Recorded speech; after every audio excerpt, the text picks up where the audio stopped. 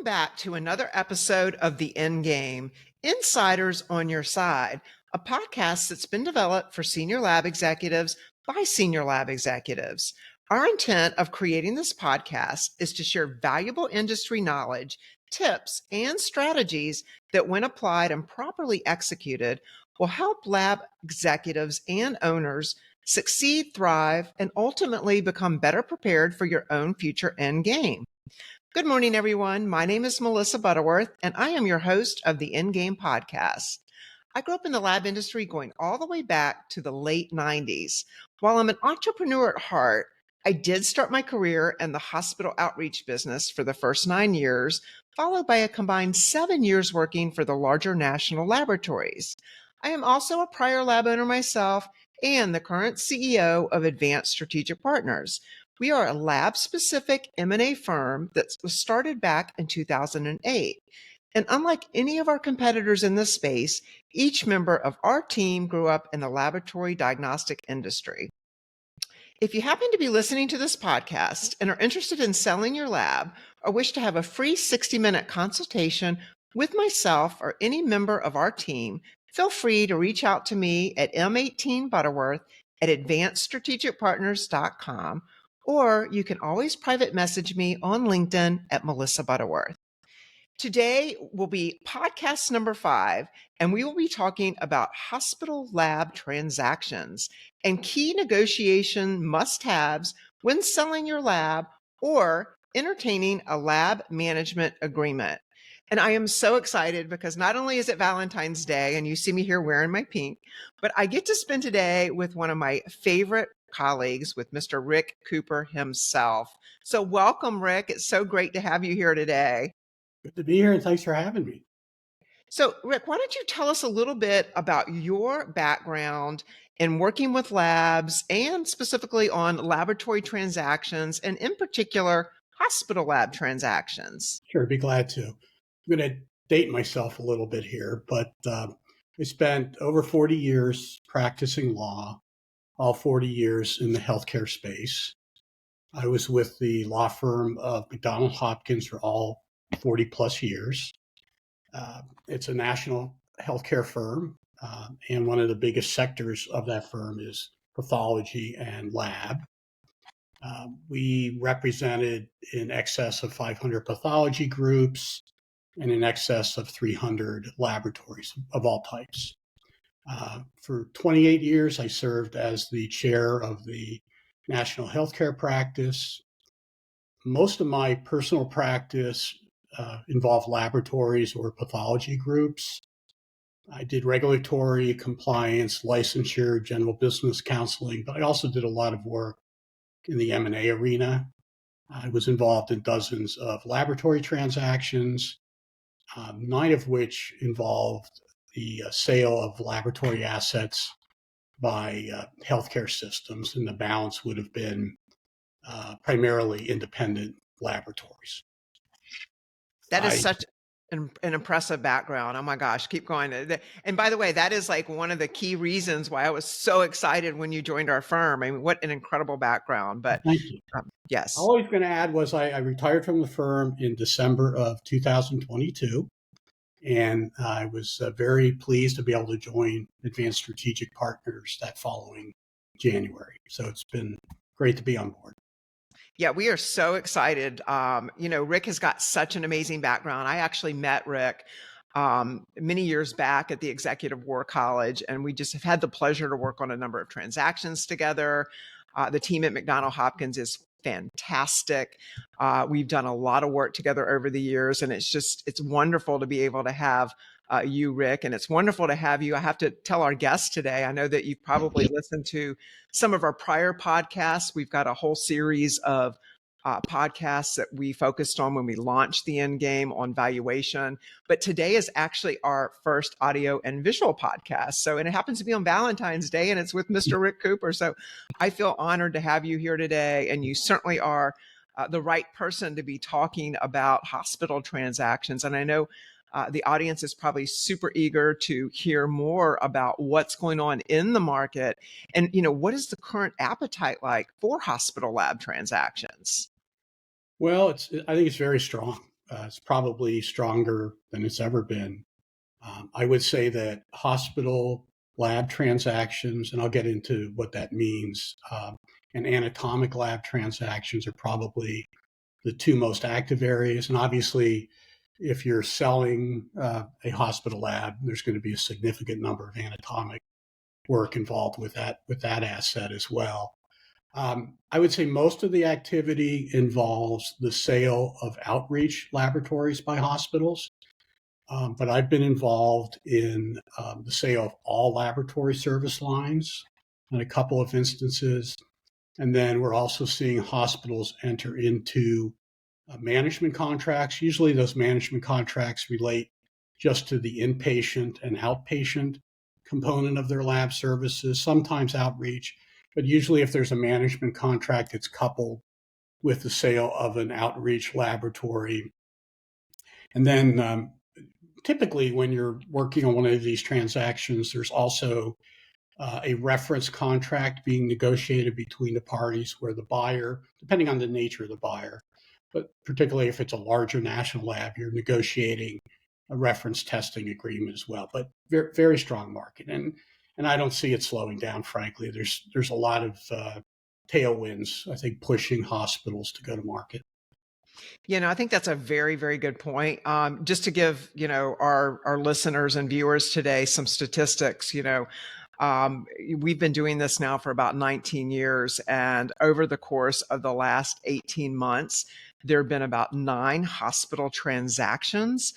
And if you compare that to the prior 5 years, it's up about 70%. And so the market is actively moving in the direction of what Rick just mentioned, whether it's, basically looking at the entire system-wide lab operations and then making the determination whether or not to sell the outreach, like you mentioned, and or do hospital lab management agreements. There's just so many different types of agreements Right. and options that are out there. And I think more and more hospitals are going in that direction. And I'm curious, Rick, why do you think there's such a high level of interest from the hospitals in selling the labs or turning to third parties to actually manage their lab? Right. Well, I think there's a few reasons.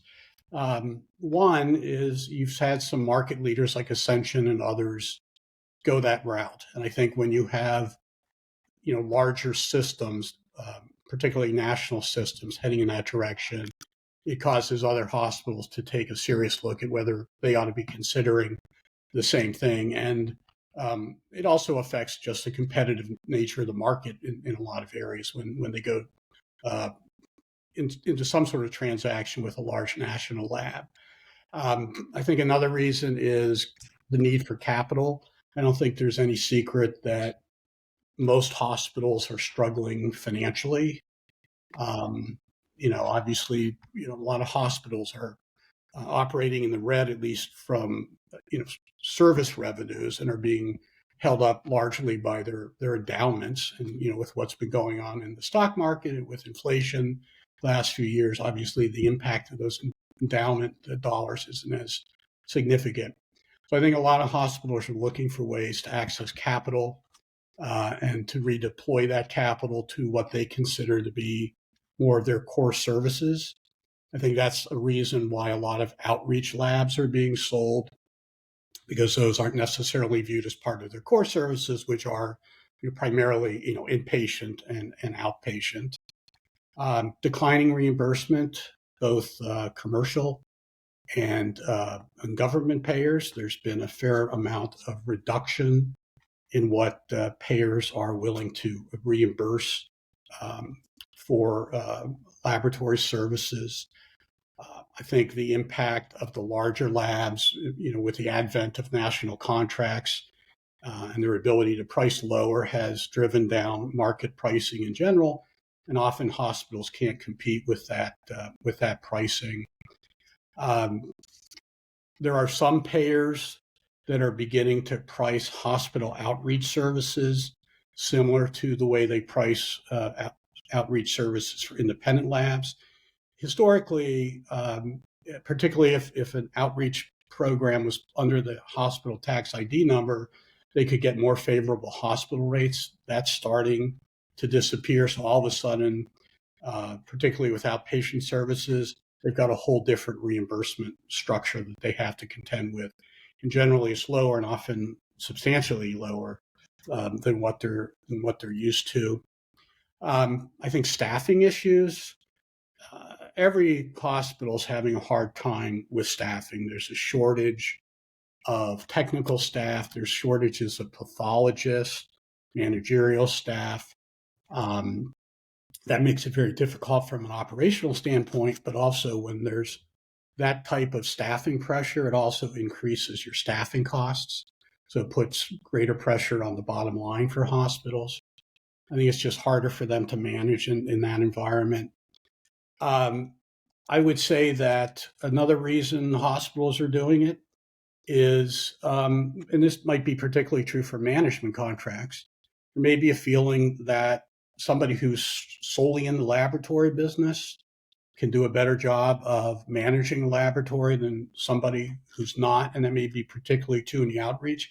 And I'm not sure that's always the case. I'm sure it's not. I think hospital outreach programs can continue to be successful, but it's going to take a different focus and a lot more effort to make that happen. When you sign a management contract, you likely get access to additional expertise. You often get access to much better pricing structures for equipment, supplies, reagents. It eliminates some of the staffing issues that you might be experiencing. So I think those are the primary reasons. There's others, but those are the primary reasons. Yeah, no, Rick, I mean, you did such a great job at summarizing that. We had a meeting with a pretty large health system a couple of weeks ago, and we were going over a lot of the similar, challenges that hospital systems are facing. And, to add something to what you said about the declining reimbursements, one of the things that the hospital executives that we met with said, and they realize, is that, PAMA has frozen the fee cut. They typically come in and impose fee cuts, right? And they have frozen that through 2024.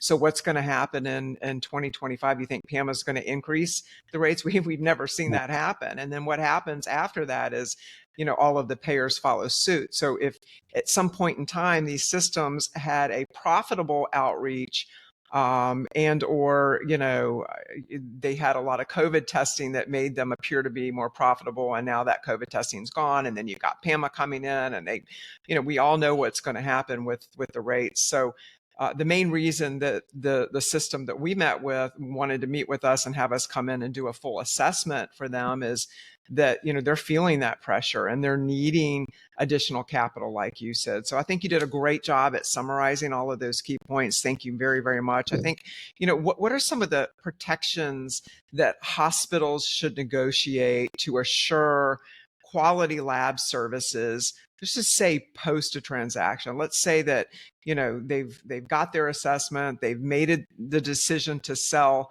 their assets of the outreach, and what are some things they should negotiate so that they can make sure that things are smooth? Right. Well, first of all, it all starts with knowing what you need, right? So you need to have a real deep dive into the services you need going forward. What testings do you need? What locations do you need testing at? Does the test menu vary by location? What sort of accuracy do you need on testing? We'll get into that in more detail. What sort of turnaround time do you need on testing? And that may vary depending on the facility or the department. Where do you want lab locations to be? Right? Even if somebody else takes over your lab, you need to work through, where you're going to have stat labs on site.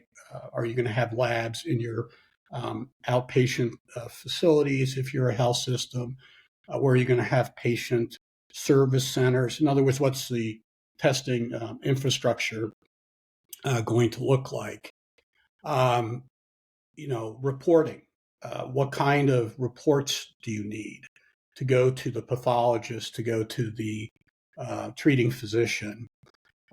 What's the format going to look like? What's the content going to look like? What's the timing of those reports? Who gets them? And what sort of educational backup is there to the reports that you issue? And that's particularly important, for example, in the molecular area, right? So reporting's key. Staffing levels are key. If somebody's taking over your lab operations, what level of staffing can you expect in terms of the technical staff? Typically, they're not taking over the pathology service, but the technical staff. In terms of courier services, frequency.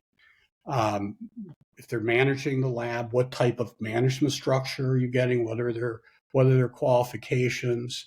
What's the qualifications of those people? What's the hiring process? What kind of say do you have in staffing levels going forward? Particularly at the very highest levels of management, where you have somebody involved in an overall oversight position, having input into who that person is pretty critical from a long term, because that person drives largely what the buyer does on their side.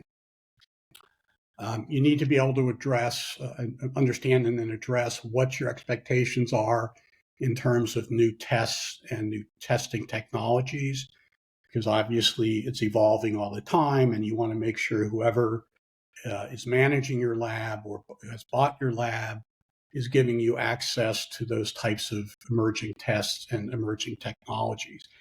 And there's other things you need to know, but the point is that to really start negotiating protections and safeguards, you really have to understand what you need. And it has to be understood at a very detailed and comprehensive level. Otherwise, it's very difficult to build in, an effective set of protections. No, absolutely. I know a lot of this can seem very overwhelming because there are so many moving parts and there's so many different areas. I think that one of the keys that I want to stress to, our hospital executives out there, our organization, Advanced Strategic Partners, we are the brokerage firm that helps when hospital systems make the decision that they want to sell their assets, right? We work hand in hand with a partnership with Acumen, and Acumen actually, are the folks that would come in and help do the full assessment of the entire lab operations. And they're actually also the folks that would assist with a lot of these things that Rick are mentioning, like post transition. And the fact that, Rick, you've got all that knowledge from a legal perspective and your background, it's just really going to help. The fact that you're on our team and that we would be working with the hospital systems to make sure that they mitigate their risk, right? So not only do we help hospital systems on the front end get the full assessment to be able to make the decision with our partnership with Acumen, but once they make the decision to sell, we're really able to help them, through the entire M&A process and help them mitigate the risk. And then Acumen also helps with a lot of these things on the back end. So I don't want listeners to get overwhelmed and think, oh my God, this is super overwhelming, because our team really are the experts in being able to help you make those hard, tough decisions. And we do it by giving you very concrete data, right? And once you've got that data, you're able to make those decisions. We certainly will help you with that. Right. Now, Rick, you mentioned, go ahead. Well, I was going to say, we've been through this a number of times. Yeah. We're there to, give you the data. We're there to tell you the specifics of what we need from you to protect your interests, and we're there to help you structure those protections. It frankly starts with the data room and the preparation to go to market. One of the risks you have in a transaction is if something surfaces that wasn't disclosed or fully disclosed, and it results in a financial hit for the buyer. There's typically an escrow fund, there's typically an indemnity provision.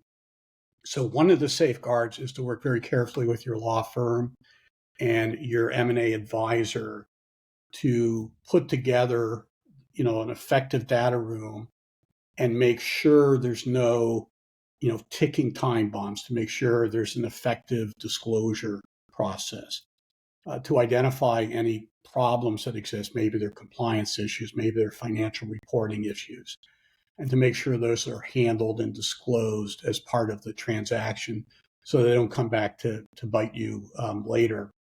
The other thing is, carefully crafted contracts. The contracts for these types of transactions are very complex. And one distinction between hospitals and, say, an independent lab sale is that typically when an independent lab is sold, the owners of that lab don't have an ongoing service need, right? The lab, they're servicing third parties. In a hospital situation, they have an ongoing need for high quality laboratory services. So the negotiation of what the long-term relationship is going to look like is much more complex than, for example, a typical independent laboratory transaction. Yeah, no, So, absolutely. and I think, as far as kind of defining what I mean by all that, they have to be as detailed and as comprehensive as possible.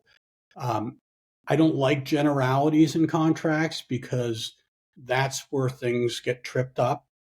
Um, I don't like to leave the details of the arrangement left for further negotiation or discussion.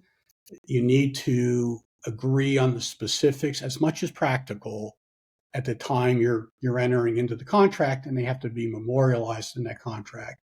There needs to be comprehensive and well-defined performance metrics.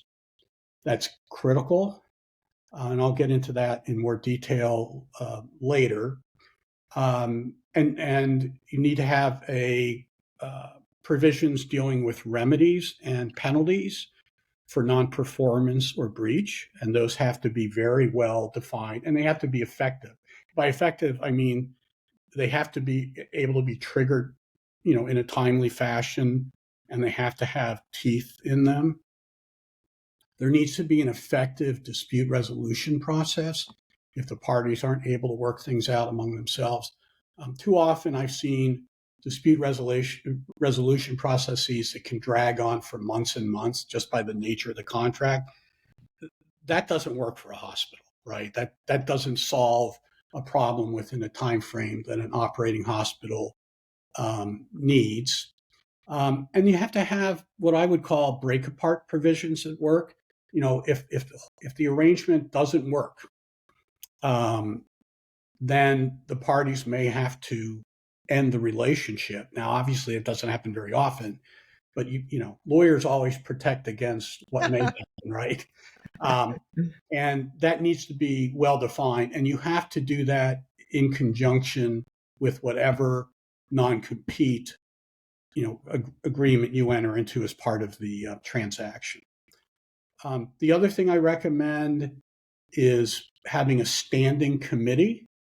And basically what this committee would do is they'd be responsible for the oversight of how the laboratory services or management services are being performed, identifying any noncompliance, coming up with corrective action plans. But basically, you want a formal body that's responsible for making sure it's working, and if it's not working, coming up with a game plan to get things back on track. I think another thing you need is sort of an ongoing formal communication with the users of laboratory services at your hospital, the referring physicians, the treating physicians, to make sure how they feel about how the laboratory services or management services are being delivered. Typically, what you don't want to do is rely on anecdotal comments, or find yourself not really fully understanding the feelings of the medical staff until if they do have concerns, it reaches kind of a fever pitch, right? You want to have that ongoing communication. And I also think, just from an appearance standpoint, it's important that, the hospital is indicating through this process that they're concerned about how it's working out, right? Sure. The physicians are the ones with the feet on the ground and are going to have the best understanding of how it's working, obviously including, maybe most importantly, the pathologists. And this is a really key thing, is you have to have an effective transition plan. And basically what I mean by that is, and it really starts before you sign the documents, because, you start transitioning things before it actually closes, right? To make it work, because it's very complex. Um, you need to have a very detailed transition plan in place. And by that, I mean, what steps are going to occur to transition the laboratory services or the management services from the hospital to the buyer or the management entity. What are the steps? What's the chronology? Who is responsible for what information has to be exchanged? I always recommended that information be memorialized in a separate transition services or transition agreement, which Yeah. again is a pretty detailed document, but to me it's essential. I think those are probably the major ones. I mean, obviously there's a lot more, and if you look at any agreement, there's a lot more protections built in, but those would be the fundamental ones. Yeah, you bring up a really good point about ensuring that there is a effective transition services agreement. We actually had a deal recently where we recommended to both parties that they do a transition services agreement, and they felt like they didn't need to have one. They said that, they had a great rapport during the whole transaction Um, process. They didn't feel like they needed one. And then about 2 weeks post transaction, they call us up and said, we really wish we had done that transition services agreement, because yeah, there's just a lot of communication challenges that can occur if you don't have right. that. And, Rick, what problems arise typically post transaction, and what are generally the causes of those problems? Um, well, I guess there's a few causes. I mean, one could be simply non-performance, right, or not meeting the performance metrics. Uh, but quite often it's because there really wasn't a full meeting of the minds between the parties Yeah. when the deal was being done, so that the expectations don't match. And that goes back to what I said earlier, which is you really need to understand in detail what you need, what your expectations are, and they have to be memorialized. So that's often one of the causes. I think another one is a faulty transition period. Um, that's and the problem is, if the transition doesn't go well, when the buyer or the management company takes over, it usually starts badly, and it creates an impression, particularly on the half of the medical staff. And it's often hard to get back from that, right? Um, and I think another one is lack of ongoing oversight and action. In other words, not really monitoring how things are going so that you understand whether you're following what's required. And if you're not, what steps have to be taken. So I would say really those three reasons. Yeah, no, those are great key points. And you also hit on one thing I want to have you elaborate a little bit more on. You hit on the fact that it's really important to have performance metrics Right. as protection in these deals. Can you just elaborate on that a little bit more? Right. So again, this all goes to the detail, right? The performance metrics are a key part of making sure that the expectations match, right? Because it's really refining those expectations. So again, you need to understand what you need. And again, these performance metrics are usually accuracy, and or turnaround time based. What percentage of tests or results are accurate? What percentage have to be redone? What's the turnaround time for the various stages of testing, including reporting? Um, so in developing those performance standards, and I think your advisors, I think, ASP can certainly help give you some guidance as to what they've seen in other transactions, but they really have to be tailored to the particular hospital or health system, and often have to be tailored to the particular department or facility. You may have multiple facilities at a hospital. The performance metrics may vary. Um, so what we often see are metrics that vary by the test category and metrics that vary by the location. To really get to that point, you need to understand what your current metrics are, right? How are you doing that? I would think at a minimum, you wouldn't want the performance of the buyer or the manager to be below your current metrics. You may have a very valid expectation that they're going to be better. There may be a transition period to get to that, but to really develop your own metrics, you need to know what you're doing, what you're doing yourself. So again, it's all about detail, right? It's Yeah. how are we going to make sure that we know how to define whether or not they're performing well, and it's all about detail and coming up with what's good, what's not good, and what Right. No. happens if they're not achieved. Um, One key thing is sometimes I see these metrics couched in terms of aspirational metrics, right, as opposed to required performance. So you need to be very careful on that. If they violate an aspirational one, it doesn't necessarily result in any kind of remedy or penalty, correct? It was simply aspirational. So I think from the standpoint of the hospital, the more of these standards that can be required, the better. Right. No, absolutely. You've covered so many amazing points on today's podcast.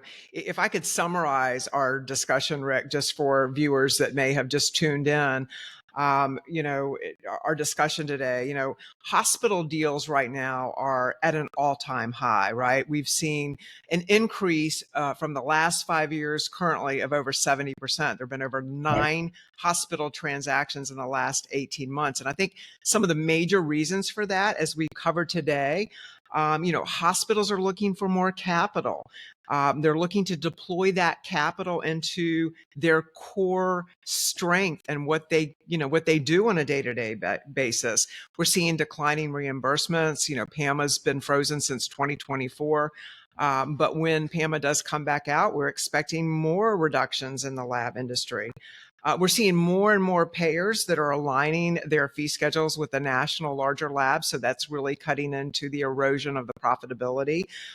We're seeing a lot of lab staffing shortages, right? And, there's just so many compelling reasons why hospitals are now looking to take a deeper dive into what is it that they have as far as their big picture laboratory landscape.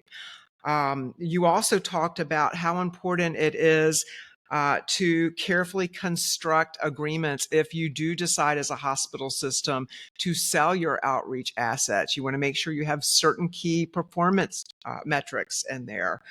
And then you also want to make sure that you have a key transition services agreement that you put in place if you do decide to sell your assets to make sure that the transition goes smoothly. I mean, there's so many moving parts. And as we mentioned in today's podcast, our team at Advanced Strategic Partners can help you with many of those moving parts. We can help you through our partnership with Acumen. Take a look at the big picture and what your actual lab landscape looks like so that you can have the data to make those critical decisions as you move forward and decide how you're going to proceed with either maintaining your lab assets or potentially selling them and or other options like lab management. So there's just a lot of things I know that we've covered in today's podcast. Rick, before we conclude, I'm going to ask you, is any final thoughts or anything that you want to add to what we discussed today? Well, look, I think this kind of activity is going to continue. I mean, these different factors aren't going away. A laboratory transaction isn't going to be right for every hospital out there, correct? Um, but I do think hospitals need to be assessing the marketplace and assessing whether they're better off going it alone, maybe growing their own outreach program, or selling outreach, focusing more on core services, maybe entering into a management agreement. Just study it to see what actually is best for you. Um, and I think a lot of the steps that would be involved in assessing that situation can also just be generally beneficial to a hospital in terms of its overall laboratory operations. So even if you decide it's not time to go forward or it doesn't make sense in your case to go forward, I think that assessment is still beneficial. No, you bring up a great point. And Rick, you have just been absolutely wonderful today. You shared, your knowledge that you've gained over so many years of working in the industry. And I'm just very, very appreciative. I love having you as one of our partners. And I feel incredibly blessed at this point in my career. And thank you for joining us today. And for our viewers out there, I sincerely hope that you've gained some valuable tips and increased your knowledge on today's episode of The Endgame. If you would like to listen to this episode again, you can go to www.advancedstrategicpartners.com and click on the podcast tab. Or if you subscribe to Apple or Spotify, we are also on there under The Endgame. I look forward to seeing everybody on our future podcast, and I hope you have a great Valentine's Day.